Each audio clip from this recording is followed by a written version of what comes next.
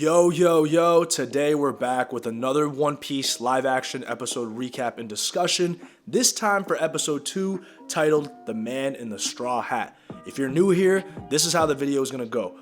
I'll go over the major character arcs over the course of the episode, and Damon will jump in with discussion points.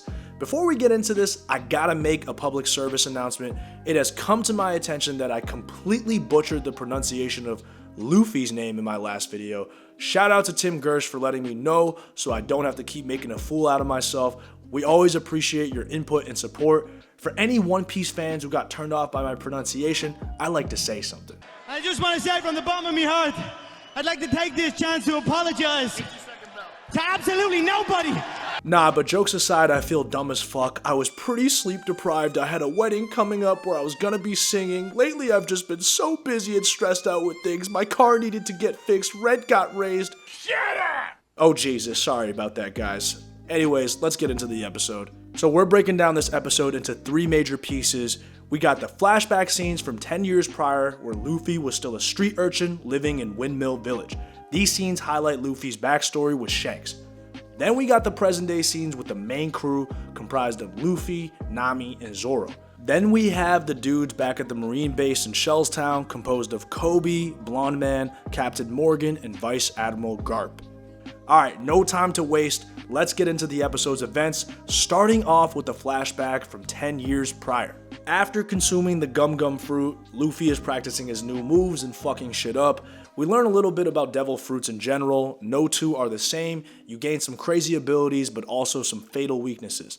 Shanks pulls up to the bar, and Luffy finds out that him and the crew are leaving to go after the One Piece. However, they don't plan on returning. This obviously devastates young Luffy, but Shanks is ultimately a good guy for telling him the truth. Luffy is downright inconsolable when that villainous Aquaman pirate looking motherfucker from last episode walks into the bar, causing more trouble. Luffy talks shit to him and immediately gets lifted up by his collar. Shanks pulls up and a fight breaks out where Shanks' crew completely destroys the other pirates. Look at this dude Lucky Roo, who is eating a mutton chop mid-fight and uses it to beat someone. So fucking disrespectful. This other dude, Yasop, fucking ricochets a bullet off of a post to kill this other man. This is some gunpowder from the boys type of shit. Shanks' crew wins easily, but the Aquaman looking pirate has run off and taken Luffy to the ocean where he plans to kill him. Out of nowhere, this big sea dragon monster pops up and topples the boat. The pirate gets eaten immediately, and Luffy is drowning when Shanks comes in and saves him. Fucking Shanks, man, what a lad. The sea dragon pops up out of the water and takes a big stab at the boys, and Shanks covers Luffy up. He then looks the dragon in the eyes and commands it to get lost. Get lost.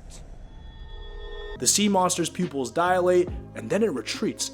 Holy fuck, Shanks, what kind of powers are those? Mind control or something like that? However, the day isn't saved though. Shanks lost an arm in the whole endeavor. Luffy is distraught, but Shanks seems unfazed. This motherfucker is the epitome of positive energy and stoicism. It's only an arm. They don't make them like Shanks anymore. Shanks and his crew then thank the local people for their hospitality, and they get ready to leave. Before leaving, Shanks talks to Luffy and tells him he'll miss him. Luffy admits that Shanks was ultimately right about him not being ready, but one day, Luffy will be ready and he'll be a pirate captain and lead a crew greater than even Shanks' crew. Shanks looks proud and he gives his straw hat to Luffy as a token to remember him by. One day when they meet again, Luffy can return the hat. Shanks reminds him to be good, then sets off. I'm not fucking crying, man. You're fucking crying. Alright, Damon, talk to us about all the flashback scenes from 10 years prior. The Luffy Shanks flashbacks are just so damn innocent and pure. In classic fashion, a hero ain't shit unless they have some learning experiences to build off, and here we see the childish side of Luffy at its worst. Petulant, stubborn, downright selfish in many ways. In some ways, the behavior patterns also what led him to go Joey Chestnut on that devil fruit in the first place. He also has very little conception of what being a leader or pirate is all about before he gets learned up here. Our boy is stuck in a highly toxic way of thinking, and the emotional core of the episode is born from this. Once Luffy realizes that his actions have consequences that can impact those he loves, we see him actually grow and begin to recognize the happy-go-lucky yet oddly wise kid that we know in the present. Big shout out to Iñaki Godoy, probably a 6 out of 10 pronunciation, maybe 5 out of 10, I apologize. I love how he communicates his desire for adventure with a simple look at various points in the episode. This boy is a goddamn rascal. Alright, let's get to our main crew storyline arc. They start off on the open seas and Luffy is being all excited and shit while Nami is trying to break the safe to get to the map. Luffy is being annoying as fuck and hovering over Nami when she tosses his hat away, which really pisses Luffy off. The straw hat is the last reminder of Shanks that Luffy has, so he cares a lot about it. Zoro is being grumpy when Nami finally cracks the safe and they get the map. They break out the map and us new One Piece viewers get a good lesson on the geography of this world. I needed this shit. The seas are divided into 4 quadrants: east blue, north blue, west, and south. There's a thin strip of land that circles the globe called the Red Line. Then there's a band across the middle called the Grand Line, which is a treacherous stretch of ocean with bigger islands, cities, more dangerous pirates, but way more treasure. Anyways, as this discussion is happening, a cloud of red smoke engulfs their ship and Nami and Zoro pass out instantly. Luffy deep throats the map to protect it before passing out himself. The 3 of them wake up to an entire circus show going on. The audience members are chained up and forced to clap and applaud and laugh to whatever cues are being provided. Buggy walks in and boy oh boy is this man a fucking egomaniac. Luffy mispronounces his name and then mentions the word nose, which really triggers Buggy because his big red nose is no ornament, it's actually real. Just that everyone knows who you are. Nose! Buggy wants the map to the Grand Line and he knows the crew has it. Buggy and Luffy get into an argument about who will find the One Piece first and become king of the pirates. Nami offers Buggy a new freak for his crew in exchange for their freedom. She throws Luffy's hat high in the air, making him reveal his stretchy powers. She then takes off outside and finds that the entire town has been absolutely destroyed. She gets recaptured and brought back into the tent. Turns out that Buggy and his crew captured the town and destroyed everything, but kept the people alive to be his captive audience. Zoro and Nami get taken away while Buggy interrogates Luffy. Zoro is tied to a wall while Nami is put into a large bird cage. It's also like a stripper dancer cage. Zoro calls her a liar for trying to run off on them, which is fair. However, Nami's gonna get him out of this. She still has one remaining lockpick set on her that the pirates didn't find, so she goes to work on the cage. They should have fucking tied her hands up, man. Rookie mistake. Meanwhile, Luffy is screaming in the other room. And we see Buggy having him stretched out super long as a means of torture. Luffy seems fine though, he's giggling and smiling and roasting Buggy this entire time while Buggy is getting fucking heated. Buggy is trying to find out why Luffy wants to be king of the pirates and he quickly realizes that it's because Luffy is trying to make someone proud. Buggy recognizes the straw hat Luffy has. It's from the red-haired Shanks. Apparently Buggy and Shanks served together when they were younger on a pirate crew, but Buggy claims that Shanks betrayed him. This gets under Luffy's skin, and for the first time we see him getting angry. When one of the townspeople refuses to stretch Luffy any further, Buggy takes a young boy from the audience and threatens to kill him. This sets Luffy off and he breaks free from the torture contraption and lands a super punch on Buggy's head, which takes it clean off, but Buggy doesn't die. His head reattaches when he finds out that Buggy ate a devil fruit himself called the Chop Chop fruit. This allows him to be sliced and diced, but never die. His powers are actually fucking insane, man. He can separate all of his body parts and move them around freely, almost via levitation. He gasses Luffy unconscious again. Let's take a quick break before continuing with the main crew story arc. Damon, talk to me a bit about what you think of Buggy so far. He's the main villain in this episode, and I think he's fascinating. Aside from the fact that this dude resembles Pennywise if he was a Dragon Ball Z villain, or like a Twisted Metal character, maybe a B-roll one, there's a lot to unpack here.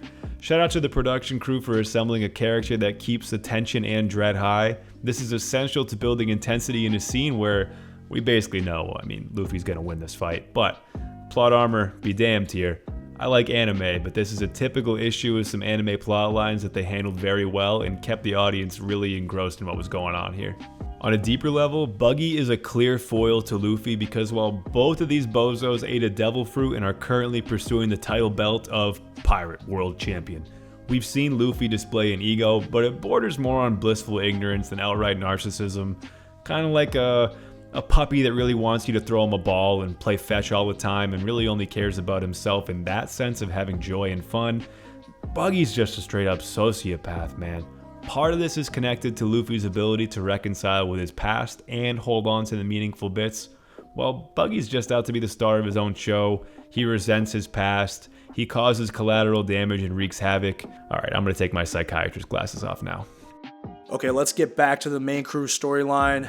Nami is working the lock when the lieutenant of Buggy's crew, Kabaji, walks in and gut punches Zoro. Apparently Zoro killed Kabaji's brother back in the day. Zoro feels zero remorse. Okay, that does sound like me. Kabaji can't kill Zoro yet until Buggy is done with him, but he tries to torture him by spinning him around and launching knives at him. I would have yacked all over the fucking ground. Meanwhile, Luffy wakes up in a tank being filled with seawater, which saps his powers and renders him useless. Buggy talks more shit to Luffy and tells him his crew has deserted him just like Shanks. If he gives up the map, Buggy might even allow Luffy to join his crew. Luffy refuses and Buggy turns up the water flow. Zoro is still spinning like a Beyblade when the idiot Kabaji throws another dagger that cuts up one of the ropes near Zoro's wrist. Zoro tells Kabaji that Luffy's self-belief is actually kind of endearing. At this point, Nami is broken free, and she boots Kabaji right into a Zoro sleeper hold with one arm. This dude is strong as shit. Zoro and Nami make it just in time to break Luffy out of the container. Luffy coughs up a ton of seawater, including the map.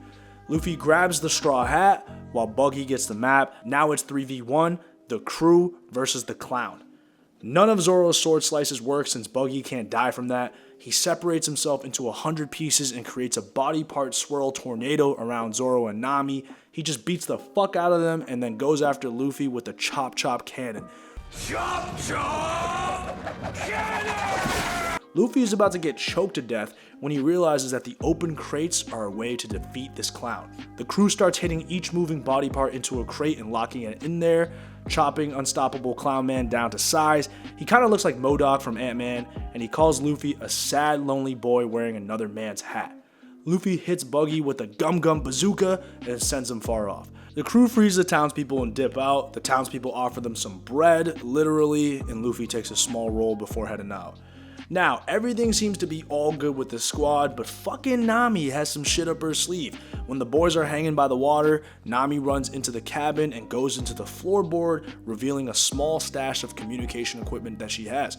Apparently in this world, snails are used for communication. I'm new to this world, man, still figuring it out, don't kill me. She talks to someone and tells him that she now has the map. What the fuck is going on here, man? It's me. You can tell him I have the map. This crew is something else. Nami's got that classic good heart but definitely tied up in some bad shit vibe going on. Her character reminds me a little bit of Faye from Cowboy Bebop, as far as her cunning and the fact that her reluctant bond with these guys is clearly going to develop into a stronger bond eventually, with a pinch of Robin from Stranger Things, because she's a bit more motivated and tactful than Faye. I might be reaching here, it might just be the haircut, but shoot or shoot. Zoro's your typical lone wolf savage, but Luffy has put some life back into him, which seems to have temporarily pulled him back from the abyss of despair his past is bringing back up again. We've said plenty about Luffy himself, but he's just a child at heart with a dream. The way they assembled by happenstance during episode 1 was also vaguely similar to how the crew aligned in Samurai Champloo, an absolute classic if you aren't familiar. I've never seen the One Piece anime in its entirety, but I think I've got no choice now. It predated this franchise by a ton, but I get hyped whenever that instrumental comes on and we get that Pirates of the Caribbean type cinematography before someone in the squad does some cool shit or turns the table. It's like Michael Jordan coming out to Alan Parsons. Is it simple? Yes. But I'm a simple man and these sequences make me feel pretty damn good. If you buy into this show, it'll reward you. Okay, now we're on to Shellstown. Back in Shellstown, Kobe has joined the Marines as a cadet. Vice Admiral Garp is now there, and apparently he was responsible for the capture of Gold Roger, so this dude is probably a fucking badass. Axe Hands is giving a bullshit story about how the map to the Grand Line was stolen, but the Vice Admiral obviously doesn't buy the story. Kobe gets called into Axe Hands' office, which has now been taken over by Garp. They know that Kobe was rolling with Luffy because he was spotted with them at the restaurant. What did I fucking say in my previous recap? He should have dyed his hair or shaved it or done something to it, man. Whatever, Garp threatens Kobe with punishment if he doesn't tell the truth, and Kobe breaks immediately. He tells Garp that he was originally a prisoner of Alvida and Luffy saved him. Kobe still wants to be a Marine because he believes in justice, and this line kind of turns Garp in his favor. The Vice Admiral sees a young man he can mold and manipulate, and most importantly, work as a double agent to capture Luffy. By the way, what the fuck is up with this fucking snail with human teeth? Shit freaks me the hell out. Anyways, Garp punishes Axe Hands for corruption by stringing him up on the cross. He launches into a speech about corruption and says he's personally leading a mission to hunt down the pirates who stole the map, aka Luffy's crew. This new squadron of cadets includes young Kobe and Axe Hand's blonde son. Unlike the OG Kobe, this one seems to lack the Mamba mentality. When talking about foils, it'd be hard to overlook the paths that Kobe and Luffy have taken separately. Both like helping others, but Kobe seems less sure of himself anytime pressure's applied. I like that he's found himself on better terms with Garp, aka that dude from 300, but he's willing to buckle pretty much whenever the pressure's put back on. I don't know about this kid, I'm sure he's good at heart. Maybe he comes through and helps Luffy out at the end. I hope so. I really, you know what, I still believe. I'm back. I still believe in this kid, never mind. I do like the building conflict this creates though, because now we keep Kobe involved and we get to see more of this Garp dude. He's been a little too over the top to this point, and it feels like there's got to be more to his character aside from simply despising pirates. Not looking forward to this Targaryen reject hanging around, but he's good for some comic relief, I guess. Even though his dad, Captain Morgan, may not be making the trip with us. Maybe he does. That'd be kind of funny too. From Luffy's final standpoint, especially with his own crew being less than trustworthy right now, he's definitely got his work cut out for him. I'm looking forward to episode 3. Alright, that does it for our episode recap of the One Piece live action series. Appreciate everyone for watching and listening to us talk our shit. Peace to everyone. We'll be back soon.